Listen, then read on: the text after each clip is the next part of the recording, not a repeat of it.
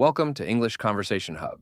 Today, we're learning English in the most fun and simple way, through pictures. We'll explore everyday scenes to understand how to use prepositions like in, on, under, next to, and more. Perfect for beginners, kids, or anyone looking to make learning English visual and easy. Let's get started. This picture shows a colorful, busy classroom full of activity. There are children and a teacher interacting in different ways, helping us understand prepositions through what they are doing and where they are.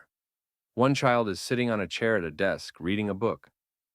Another child is under the table, maybe looking for something he dropped.